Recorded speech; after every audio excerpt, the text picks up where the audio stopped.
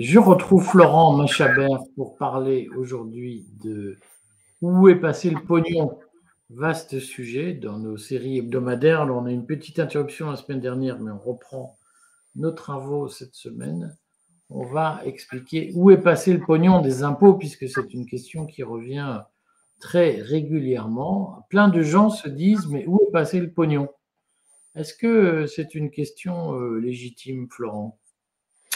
Oui, alors bonjour à tous. Effectivement, la France a retrouvé sa place, sa triste place sur le podium, puisque la France est médaille d'or mondiale, hein, pas seulement de l'Union européenne, on le verra, mais elle joue, si je puis dire, dans la cour des grands, et donc elle est médaille d'or mondiale des prélèvements obligatoires. Alors par prélèvement obligatoire, que nos auditeurs comprennent bien, on cumule tout, on cumule à la fois les cotisations sociales, salariales et patronales, les taxes et les impôts. Et effectivement, si on met la première diapositive, obligé de payer. Tout ce qu'on est obligé de payer. Voilà, effectivement. Les impôts directs, indirects, la TVA, tout y passe. Et on a le triste record mondial d'être à 46% du PIB. Alors évidemment, on le ramène au PIB de chaque pays de façon à pouvoir être dans des comparaisons internationales. Le PIB, c'est le produit intérieur brut.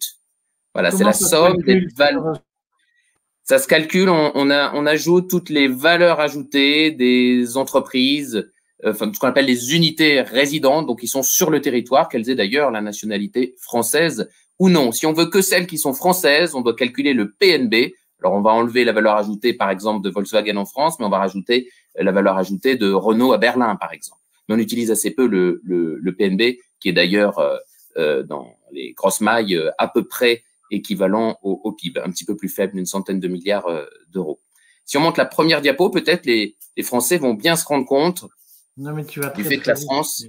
Je vais quand même réexpliquer parce que tu as tous les intellectuels, donc on a du mal à comprendre ce que tu dis. Le PIB, c'est par exemple une entreprise qui produit un livre.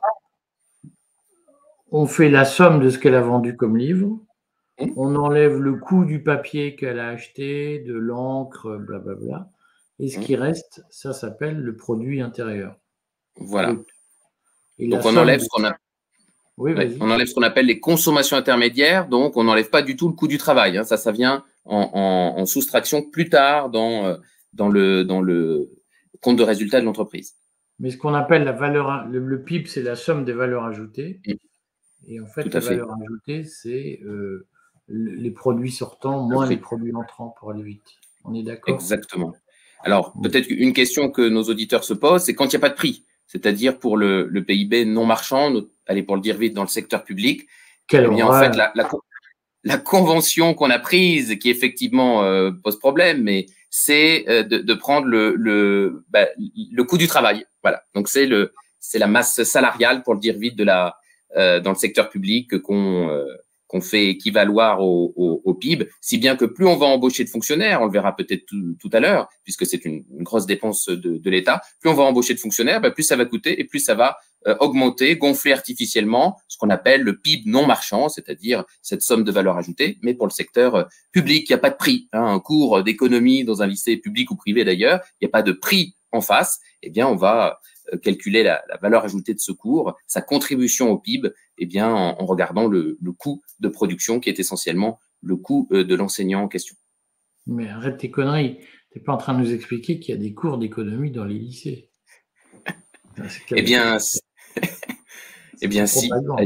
Avec d'ailleurs une réforme depuis Francis Maire qui fait qu'on a même le droit de prononcer des mots comme profit, comme entreprise, et on ne parle pas uniquement de Marx, mais que nos auditeurs se rassurent, il y a quand même un petit chapitre sur Marx. Hein. Ah bah oui, quand même. Bon, et je suis absent en général. Bon, alors, on met tes slides. Mes slides, voilà. Donc ça, c'est la triste comparaison. Alors ça, c'est la médaille d'or. Donc effectivement, on voit que la France est le pays qui taxe, qui impose et qui fait cotiser le plus sa population. Donc 46% de notre… Cotiser à quoi? Pardon? Qui fait cotiser à quoi? Qui fait cotiser, donc les cotisations salariales et les cotisations patronales. Alors, effectivement, en face, on a des… Pardon? Et les impôts. Et les impôts, il y a tout. Il y a les cotisations, les impôts, les taxes, et on voit que la France est 4 points au-dessus. Il y a plein de… Excuse-moi, je te coupe, mais il y a plein de gens qui vont découvrir le sujet. Attends, je remets ma caméra à droite. il y a des impôts qui sont payés à l'État, donc qui servent à faire tourner le budget de l'État. C'est l'impôt sur le revenu. J'ai fait un papier très provocateur pour expliquer que seuls les idiots le payaient. Puisqu'il faut se défiscaliser. Si certains veulent des conseils de défiscalisation qu'ils nous interrogent. On a fait des dossiers là-dessus. Il y a les cotisations sociales, qu'elles soient patronales ou salariales, qui servent à financer la Sécu. Mais on dit que l'impôt, en principe, il y a des nuances, mais l'impôt, en principe, sert à financer le budget de l'État et les cotisations servent à financer la sécurité sociale. Exactement. Dont on va nécessairement beaucoup parler, puisque c'est le premier poste, non pas de l'État, mais de l'ensemble des dépenses publiques. Et on voit, donc j'ai mis en jaune deux points de comparaison. Tu vas très vite, tu cours comme un lièvre. Moi, je suis une tortue. Quand on pose la question de où va le pognon, donc là, on commence par la question d'où vient le pognon, et on se dit qu'en France, en gros, 46% de la valeur ajoutée, c'est-à-dire de la richesse produite, elle va vers des impôts, c'est-à-dire de la mutualisation, comme on dit. Exactement. Donc, alors, on est deux points de comparaison. J'ai mis en jaune une barre, c'est la moyenne de l'Union européenne, qui est à 42%. Et puis notre moyenne qui fait encore plus mal, celle de l'OCDE, qui est à 34%. Donc, on voit que la France est quand même 4 points au-dessus de la moyenne de l'UE, 12 points au-dessus de la moyenne de l'OCDE. L'OCDE, c'est des pays démocratiques, économie de marché, pour le dire vite. Et donc effectivement, on est industrialisé. La Norvège a longtemps été première et puis la France lui a ravi. On voit qu'elle est juste derrière. Le podium, c'est France, Norvège, Autriche. Il faudra garder ça dans un coin de notre tête parce que quand on regardera l'efficacité de des dépenses, eh bien, il faudra avoir en tête ces pays-là qui prélèvent aussi beaucoup leur population.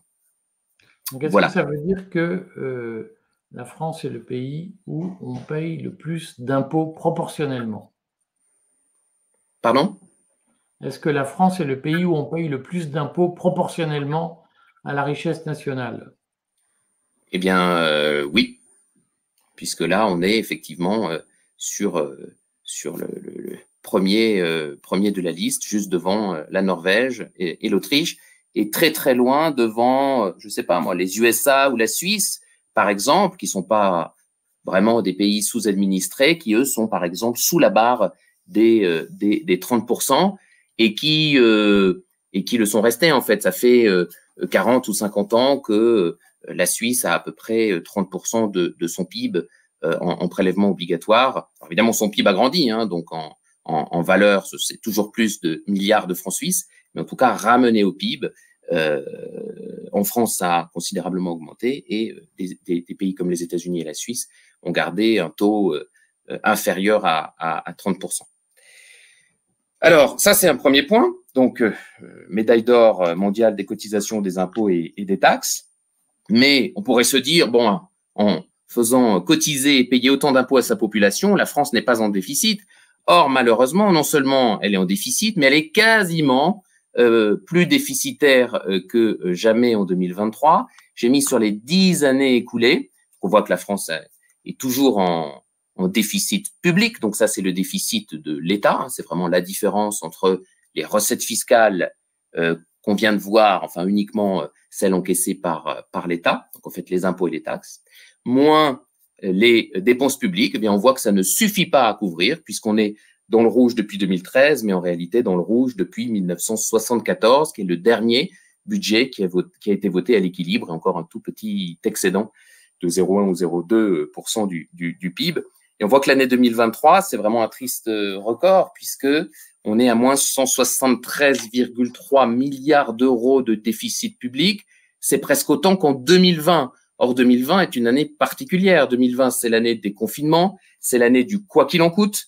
Et c'est donc l'année où il y a eu une décroissance, une baisse du PIB de très très forte, de 7,7%. Donc, en fait, ce qu'il faut vraiment réaliser, c'est qu'on a un déficit presque aussi grand qu'en 2020, alors qu'en 2023, on a fait un petit pourcent de croissance. Alors qu'en 2023, pardon, on a fait un petit % de croissance. Alors qu'en 2023, on a encore une inflation soutenue. Et l'inflation, évidemment, c'est une bonne nouvelle pour l'État à plus d'un titre, mais notamment pour les rentrées fiscales en termes de TVA, de consommation, donc de TVA. Les prix augmentent, donc ça fait rentrer plus de TVA. Donc on voit que malgré les hausses des encaissements de TVA, malgré le fait qu'on a eu un petit % de croissance économique, c'est pas beaucoup, mais c'est de la croissance par rapport à 2020, eh bien on réalise une performance presque aussi mauvaise qu'en 2020. C'est dire si la situation est inquiétante, d'autant qu'on voit que aller entre 2013 et 2019, on voit qu'on était en déficit, mais allez, les bonnes années, moins 66, et puis 2019, ça avait commencé à monter à moins 86. Mais on voit qu'à partir de 2020, on est entré dans un régime du quoi qu'il en coûte en 2020, 2021, et puis les années suivantes, qui laisse des traces importantes, puisqu'en gros, à partir de 2019, on voit que le déficit public a doublé, j'allais dire à quasiment, mais non, a plus que doublé. Et on voit, je le disais tout à l'heure, que c'est une maladie qui, on le voit sur le graphique de droite, donc ça c'est la même chose, c'est le déficit de l'État, mais cette fois depuis 1959. Et là, il n'est pas en milliards d'euros, mais il est en pourcentage du PIB. Et on voit en réalité eh bien que le déficit, que l'État français, le budget de l'État est en déficit depuis le milieu des années 70, de façon continue. On est en dessous du zéro.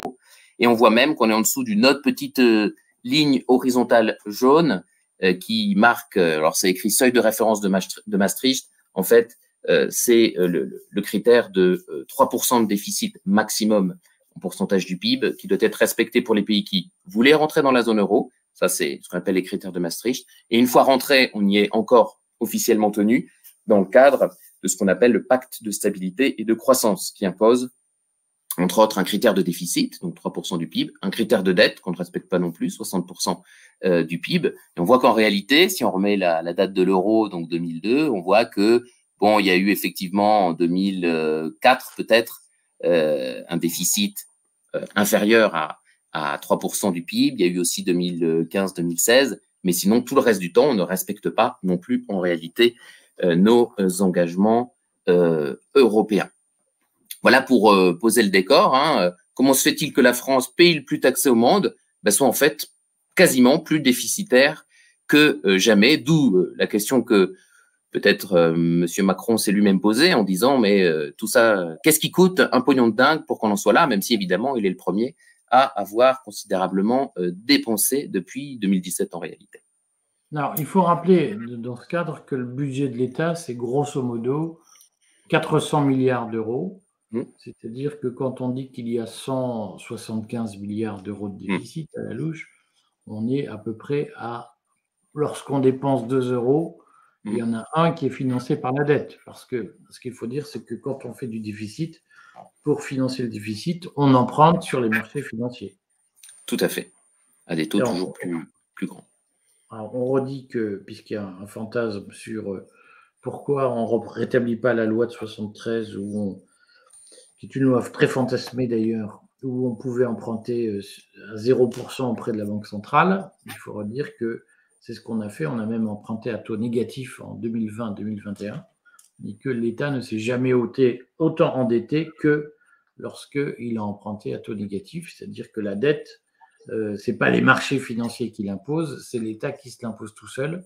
Lorsque l'État n'a pas à payer pour la dette, eh bien, il s'endette beaucoup plus que s'il doit payer pour la dette. Et en réalité, emprunter sur les marchés financiers, ça a une vertu, c'est que ça oblige les fonctionnaires à limiter leurs dépenses, contrairement à ce que je lis régulièrement, où je lis quand l'État emprunte sur les marchés financiers, eh bien, l'État emprunte beaucoup plus parce que ça enrichit des créanciers privés. La réalité montre que c'est l'inverse, c'est-à-dire que moins le taux d'intérêt est élevé, plus l'État emprunte. Tout à fait. Il faut le redire. Alors, il y a une diapositive que tu veux nous en face, on a évidemment les dépenses. Si on prend l'année 2022, eh bien, les pouvoirs publics français ont dépensé environ 1600 milliards d'euros, ce qui, ramené au PIB, pour pouvoir comparer à la toute première diapositive, eh bien, a représenté en 2022 58,1% du PIB. On se souvient qu'elle prélève 46% du PIB et elle dépense 58,1%. Donc, pas besoin d'avoir fait de longues études pour se rendre compte qu'on a entre les deux un petit problème, un excédent de dépenses publiques. Et là aussi, lorsque l'on compare à la zone euro, 50,8%, à l'Union européenne, 49,8%, eh bien la France a aussi ce triste record, cette médaille d'or aussi, cette fois de l'Union européenne, avec quand même une grande brochette de pays entre 40 et 50%.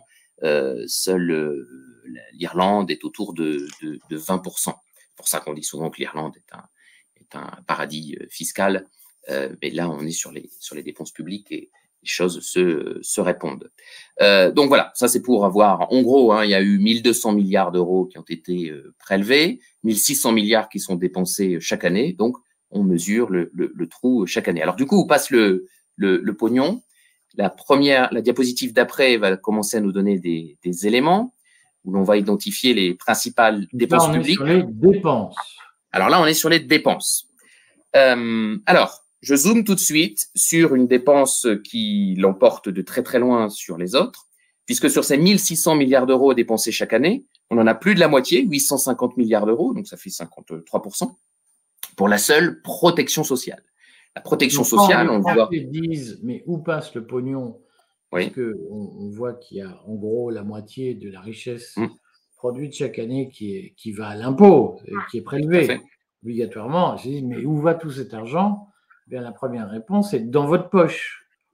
Tout à fait, sous forme de protection sociale. Donc, on retrouve les différentes branches. On retrouve la branche retraite, qui est la première. Sur ces 350 milliards d'euros, c'est chaque année, en tout cas en 2022, 376 milliards d'euros qui ont été dépensés pour couvrir des pensions de retraite. On a suivi d'assez près par la santé, 318 milliards. Et puis, très très loin, on a la famille, 59 milliards. Donc sous forme notamment d'allocation familiale, on a l'emploi sous forme d'allocation chômage, toutes les politiques contre la pauvreté et l'exclusion avec des dispositifs de type RSA, le logement, l'aide, les APL, et je vous ai mis à droite quelque chose qui n'a rien à voir et qui n'est pas de la protection sociale, mais pour que nos auditeurs puissent avoir des ordres de grandeur, le budget de l'éducation nationale, c'est de l'ordre de 60 milliards d'euros. Donc on voit que c'est autant d'argent qui est consacré à la famille, et on voit que notre système de retraite, eh bien, il pompe chaque année 6 x 6, 36, eh bien 6 fois le budget de l'éducation nationale. Donc, on voit bien qu'on a un système de protection sociale qui, voilà, encore une fois, fait l'objet de plus de la moitié des dépenses publiques. À chaque fois que l'État dépense, l'État, les collectivités locales et les administrations, enfin la Sécu, dépensent 100 euros, eh bien, on en a plus de 50 qui vont soit vers la retraite, soit vers la santé, soit vers la famille, soit vers l'emploi, soit vers la pauvreté, soit vers le logement. Voilà, donc un premier élément de réponse. Aux Français. Dépenses qui profitent aux Français. On va d'ailleurs, dans la diapositive d'après, comparer un petit peu à nos voisins. Alors, si on pose la question de l'efficacité de la dépense sociale et qu'on compare un petit peu à nos voisins, donc là, la France est championne de l'OCDE. On l'a vu pour les dépenses publiques, mais aussi pour les dépenses sociales. C'est-à-dire que même si on resserre un petit peu la focale sur les dépenses sociales, donc uniquement les dépenses pour financer la protection sociale, donc les différentes branches que je viens d'évoquer, ben la France arrive à nouveau en tête. C'est en gros un tiers du PIB, pour aller vite, c'est 31,6%, suivi de l'Italie et de l'Autriche. On retrouve l'Autriche qu'on avait vu tout à l'heure sur le podium des prélèvements obligatoires. Puis peut-être plus intéressant à droite, quand on compare à la moyenne européenne, on voit que les prestations sociales par an et ramenées par habitant sont supérieures en moyenne sont supérieures de 20% à la moyenne de l'Union européenne. La France, finalement, verse à chaque Français l'équivalent de 12 350, on est même à 12 500 euros pour 2023 à chaque Français. Et la moyenne européenne, c'est un petit 10 000. Donc, on voit qu'on est plus de 20% au-dessus, avec plus pour la vieillesse, 5 300 contre 4 550, plus pour la santé, 4 550 contre 3 800, autant pour la famille, plus pour l'emploi à travers les allocations chômage, deux fois plus pour la pauvreté et 2,5 fois plus pour le logement. Donc on voit que finalement, ce sont des dépenses importantes qui reviennent effectivement aux Français sous la forme quand même très concrète d'une somme équivalente, encore une fois, à un peu plus de presque 12 500 euros pour l'année 2023. Alors, quand on compare à d'autres pays comme l'Autriche, oui, 14 500 euros, l'Allemagne 14 000 euros, le Danemark 13 850 euros, on voit effectivement qu'il y a des pays pour lesquels ces prestations sociales par an, par habitant sont encore supérieures à celles versées par la France. Et en plus, puisque la France est la championne de l'UE, eh bien, avec des prélèvements obligatoires plus faibles. Donc, on voit bien qu'en Autriche, on prélève 2 ou 3 points de moins que la France, et l'Autriche arrive à verser plus de 2 000 euros en plus par an, par habitant de prestations sociales. Donc ça pose quand même en toile de fond la question de l'efficacité de la dépense sociale. Idem pour le Danemark, qui prélève beaucoup. Ce que tu nous dis, c'est que en réalité, en Autriche, on paye proportionnellement moins d'impôts qu'en France. Oui. En revanche, pour plus de prestations sociales. Retour de l'État, c'est-à-dire que globalement, les sommes prélevées par l'État sont en moyenne supérieures, même si elles représentent une moindre part de la richesse nationale. Ça veut dire que le revenu national en Autriche est supérieur au revenu national en France. Tout à fait. Voilà. Si on compare au Danemark, la France prélève 3 points de plus, elle dépense 5 points de plus, mais à la sortie, on a des prestations sociales par habitant qui sont 11% plus faibles. Tout ça en parité de pouvoir d'achat, donc on tient compte évidemment de l'inflation dans chaque pays, surtout depuis 2021. Donc, ce qui signifie qu'on pourrait dépenser moins en vivant mieux. Tout à fait, sur un modèle danois, allemand, autrichien, qui dépensent quand même beaucoup, mais qui à la sortie verse davantage de prestations sociales par an, par habitant. Tout à fait. Donc évidemment, hein, une piste qui va se confirmer dans cette diapositive, c'est qu'on a des échelons de gestion de la protection sociale qui occasionnent beaucoup de dépenses de personnel et qui coûtent cher. Donc là, cette fois, on recule un petit peu, on fait un zoom arrière et on regarde l'ensemble des principaux postes. Donc on retrouve nos 850 milliards d'euros par an de protection sociale. On voit que c'est le premier poste de très très loin, hein, 53% des dépenses publiques. Ensuite, puisqu'on est vraiment sur l'ensemble des dépenses publiques, incluant les collectivités territoriales, incluant la sécurité sociale, donc en numéro 2, on a à peu près 250 milliards d'euros de dépenses à la fois de fonctionnement et d'investissement de nos collectivités territoriales, hein, donc de la petite commune jusqu'à la métropole, jusqu'aux métropoles de France. Ensuite, on a l'enseignement pour 110 milliards d'euros, enfin les enseignements, donc on a en gros 60 milliards d'euros pour l'enseignement scolaire et puis le reste pour l'enseignement supérieur. Ensuite, on a 76 milliards pour nos politiques économiques et industrielles, 64 milliards d'euros pour la défense. Les intérêts de la dette, il me paraît important de les faire apparaître, c'était 51 milliards d'euros en 2022, 55 milliards d'euros en 2023, et ça ne va cesser d'augmenter, on va être très vite à 70 milliards. Et puis, je vous ai mis, là aussi en jaune pour comparer, des dépenses qui sont transversales à toutes ces barres bleues, mais qui sont en fait toutes les dépenses de personnel de toutes les fonctions publiques d'État, fonction publique hospitalière, fonction publique territoriale, qui pèsent entre 130, on est même plutôt vers 140, 145 milliards d'euros pour 2023, donc de masse salariale, de dépenses de personnel.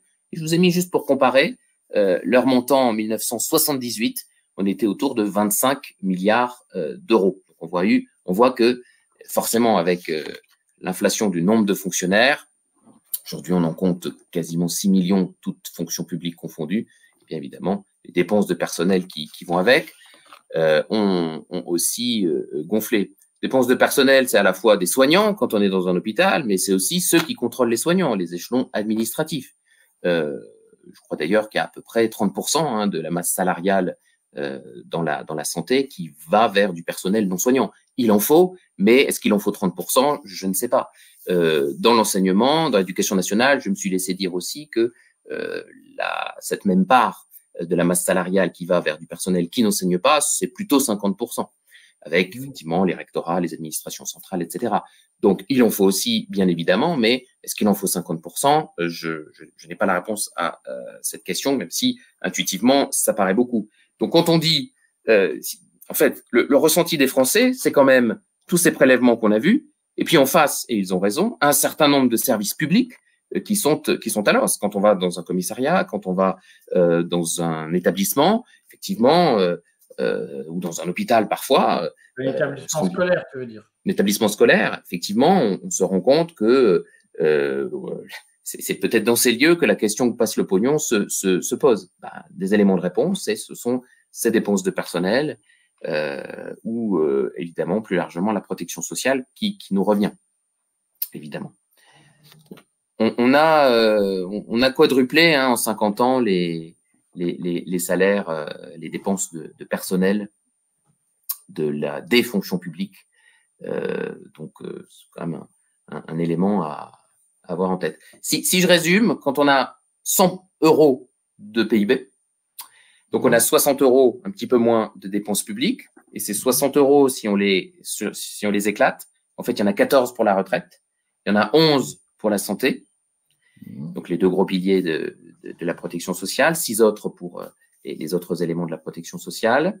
Il y en a 9 pour les collectivités territoriales, 4 pour l'enseignement, les enseignements scolaires et supérieurs, 2 pour la dette, pour l'instant, mais ça va augmenter, 2 pour les armées, et puis en transversal, il y en a 5 pour payer les dépenses de personnel, comme je l'évoquais.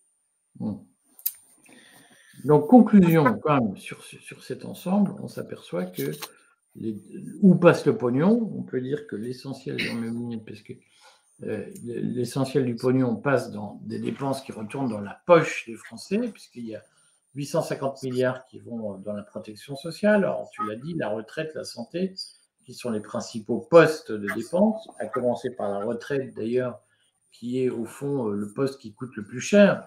Alors, je sais que c'est très impopulaire de le dire aux gens, mais en réalité, de fait, la retraite en France, ça coûte un pognon de dingue. Je veux dire. Et quand la question de mais où passe le pognon, elle est un tantinet malhonnête, puisqu'en réalité, on sait où passe l'essentiel du pognon. L'essentiel du pognon passe dans les poches des Français qui le retrouvent en prestations sociales de toute nature. Tout à fait. Et in fine en service public, puisque très largement, on voit bien que les grosses dépenses de l'État, autant la protection sociale, la retraite, la maladie, la famille que tu as évoqué, je vais y revenir d'ailleurs, dans cette slide-là, retraite, santé, famille, emploi en partie, sont des dépenses qui sont des dépenses sociales, qui sont essentiellement utilisées par la sécurité sociale sous toutes ses formes, puisque sur l'emploi, il n'y a pas de sécurité sociale, mais il y a l'agence Pôle emploi qui fait de la dépense publique. Toutes ces sommes sont utilisées pour rémunérer les Français. C'est-à-dire que le pognon de dingue, il passe dans l'argent, dans les poches des Français. Tout à fait. On leur soigne. Et donc, si on regarde ce que tu as produit ici, qui est très juste, on s'aperçoit qu'ensuite, il y a l'enseignement, c'est-à-dire, finalement, là encore, c'est une dépense qui profite aux Français. Il y a la défense, qui là aussi est une dépense qui profite aux Français. Donc, ce qu'il faut dire à la question de où passe le pognon, la réponse est très majoritairement dans des dépenses qui servent à monsieur et madame tout le monde au jour le jour et qui participent de ce qu'on appelle du pain et des jeux, c'est-à-dire on vous paye pour rester chez vous, pour être heureux, même si vous n'avez pas de travail. Tout à fait. Sauf que ce qu'on peut rajouter, c'est que lorsque les dépenses publiques augmentent en poids dans le PIB, eh bien, ça se fait au fil des ans au détriment des marges des sociétés privées, puisqu'on a expliqué le mode de calcul du PIB. Et donc, ce mécanisme, ce jeu de vase communicant, finalement, cette part de la valeur ajoutée du privé qui vient financer ces dépenses publiques croissantes, eh bien, nous rend, au fil des ans, avec un État de plus en plus obèse, nous rend moins compétitifs. Donc, quand on nous parle effectivement de réindustrialisation sans jamais évoquer l'euro, c'est une chose, mais quand on en parle sans non plus évoquer le poids des dépenses publiques dans notre PIB, effectivement, on biaise les réponses qu'on veut apporter à à ce type de questions. Finalement, on peut comparer l'épisode Thatcher, 79-91, à notre tournant de la rigueur de Mauroy en 83. La cure d'austérité faite par Mauroy, étonnamment, elle n'a pas tellement concerné les dépenses publiques, alors que pour avoir disons que des dépenses sociales, elles doivent nécessairement succéder, et on va le voir, je crois, en Argentine,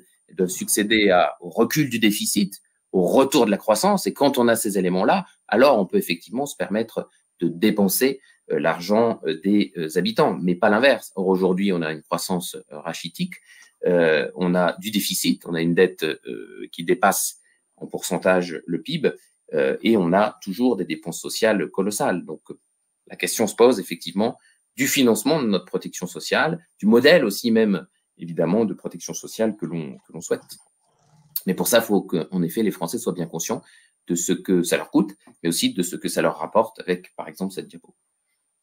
Donc, ce qu'on peut dire, c'est que dans le pognon de dingue qu'on dépense et dans le où passe le pognon, finalement, le Français ordinaire, si j'ose dire, n'est pas complètement perdant puisqu'il récupère sous forme de redistribution, comme on dit, une grande partie de l'argent qui est prélevé par les impôts et qui sert à la servir.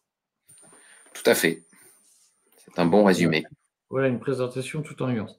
Ce qui serait bien, c'est que la semaine prochaine, Florent, on ait une vision de combien la France emprunte chaque année, puisque tout ça, je me permets d'insister au vu de ces tableaux, parce que très souvent des gens disent « Ah, mais si on diminuait le salaire des députés, des élus, on rétablirait les comptes publics », il faut le redire, je reviens en arrière, les pouvoirs publics, présidence de la République compris, c'est-à-dire Assemblée nationale, Sénat,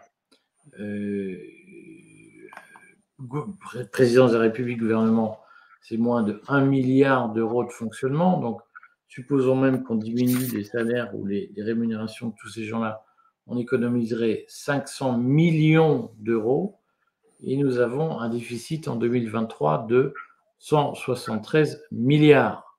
C'est-à-dire que si nous mettions à exécution, si j'ose dire, la menace d'un certain nombre de personnes, c'est-à-dire les élus sont trop payés, il faut baisser leur rémunération, on n'atteindrait de toute façon pas le milliard, c'est-à-dire on n'atteindrait pas un 700e, pour ne pas dire plus, un 800e des dépenses nécessaires pour diminuer le déficit. Tout à fait. C'est démagogique, effectivement, d'aborder le problème par cet angle-là.